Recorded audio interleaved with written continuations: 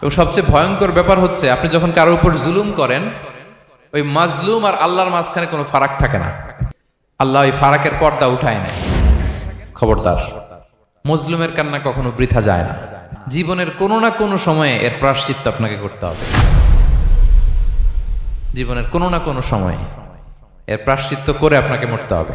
বিষ্ণু ইসলাম আরো ভয়ঙ্কর কথা বলেছেন। তিনি বলেছেন, মান যালামা কিদা শিবরিন মিনাল আরদি তুবিকাহু মিন সাবঈ আরাদিন। কেউ যদি জুলুম করে তার ভাইয়ের 1 বিঘত পরিমাণ জমিন খায়। 1 বিঘত চিনেন তো? এই যে আমার এই আঙ্গুল থেকে এই আঙ্গুলটা, এটা টান টান করলে যতটুকু জায়গা, এটা বলে 1 বিঘত। শিবের আরবিতে বলে শিবের। হ্যাঁ, মান যালামা কিদা শিবর। বিষ্ণু বলেন, এই 1 শিবর, 1 বিঘত জমি যদি কেউ অন্যায়ভাবে জুলুম করে তার ভাইয়ের কাছ থেকে খায়, কিয়ামতের দিন তুবিকা আলাইহি সাবউ আরাদিন, এই 7 জমিনকে আল্লাহ তাআলা তার ঘাড়ে চাপাবে। খা এবার, খা। অন্যের জমি খাওয়ার এত শখ ছিল, এবার 7 জমিন ঘাড়ে কর। কিয়ামতের ময়দানে আপনার দেহটারে বিশাল আকৃতির করা হবে, এই 7 জমিনকে আপনার কাঁধে তুলে দেওয়া হবে।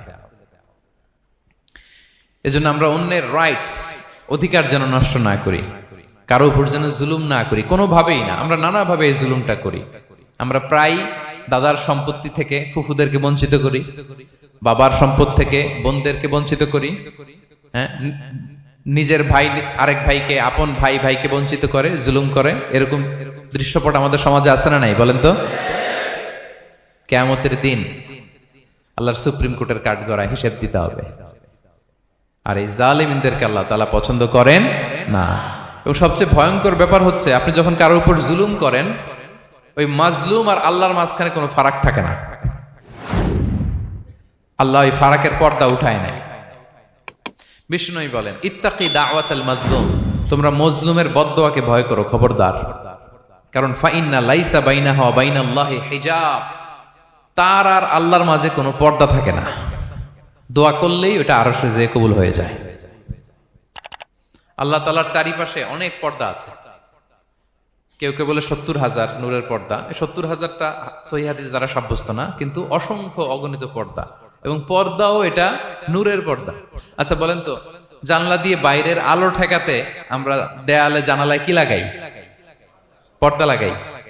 পর্দাটা কিসের তৈরি? মোটা কাপড়ের, যাতে করে ওই আলো না আসে। কিন্তু আল্লাহর চারদিকে যে পর্দা, ওই পর্দাটা কিসের? নূরের, আলোর। ওনার পর্দাই আলো দিয়ে তৈরি। সুবহানাল্লাহ বললেন না? বিষ্ণু বলেন, ইত্তাকি দাওয়াতাল মাজলুম, মজলুমের বদদোয়াকে ভয় করো। ফাইন্না লাইসা বাইনাহা ওয়া বাইনাল্লাহি হিজাব, কেউ যখন মজলুম হয়ে কেঁদে বদদোয়া করে, তার আর আল্লাহর মাঝে ওই পর্দা থাকে না। বদদোয়া করছে, ডাইরেক্ট কবুল। খবরদার আমার পেনাঙ্গের ভাইয়েরা, আমরা যেন জালিম না হই।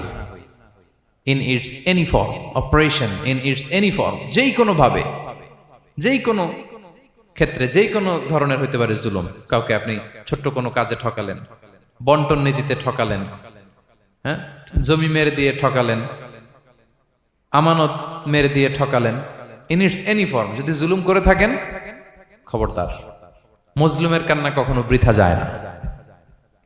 মজলুমের কান্না কখনো বৃথা যায় না। জীবনের কোনো না কোনো সময়ে এর প্রায়শ্চিত্ত আপনাকে করতে হবে। জীবনের কোনো না কোনো সময়ে এর প্রায়শ্চিত্ত করে আপনাকে মরতে হবে। তাহলে কোন বিশ্বাসী কি জালিম হতে পারে? কারণ ইন্নাল্লাহা লা ইউহিব্বুল যালিমিন, আল্লাহ তাআলা জালিমদেরকে পছন্দ করেন না।